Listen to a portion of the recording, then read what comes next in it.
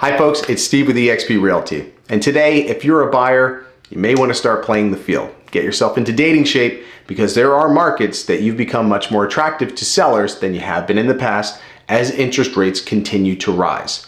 So today, I'm going to address a topic and a tactic called dating the rate. So let's start off with some good news. Yes, interest rates seem high, but historically, on average, they've been much higher.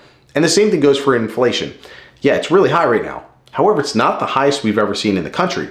And when it was at its highest, we didn't see a real estate crash. So what I'm going to attempt to do in this video is take a look at some historical data and focus on the times where we had high interest rates and high inflation. And then from there, we're going to try to draw some conclusions as to what we think might happen next. You know, history doesn't always repeat itself, but it certainly does rhyme. And in advance, this is a disclaimer. This is not financial advice, but this is my best guesstimate based off of the information, as I am a homeowner, I am an investor, and I am also a real estate agent. So let's start with interest rates. Yes, they seem kind of high, right? Well, 31 years ago, they were over 18%. Yes, 10% higher than where we're at today.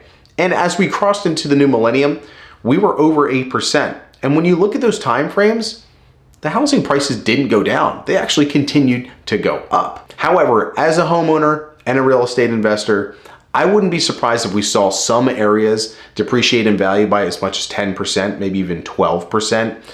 Yeah, I mean, you look at some of the data right now. I mean, look at Hoboken is still a 30-day supply. I don't expect it to happen in that location, even though it's possible. I'm talking about some of the outside areas where we do see inventories starting to grow. Those are the markets where we're already seeing price reductions and we're seeing prices being accepted below asking price as much as 5 to 7%. So let's talk about a game plan for buyers and sellers in this environment. Now we're gonna start with buyers. I have some bad news.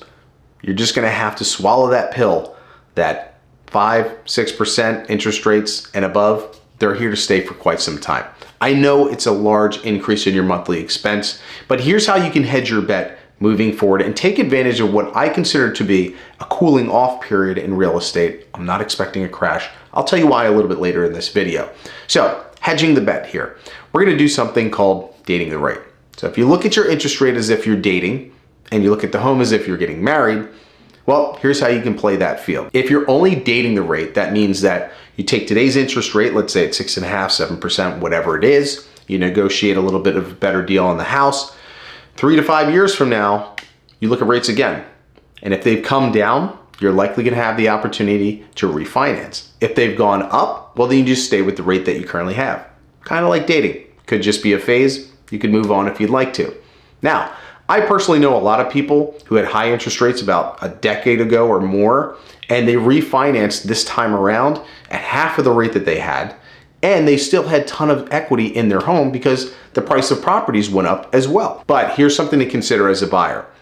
I don't expect inventories to go up astronomically. I just don't see a scenario where new homes flood the market. And the reason is new home builds are down.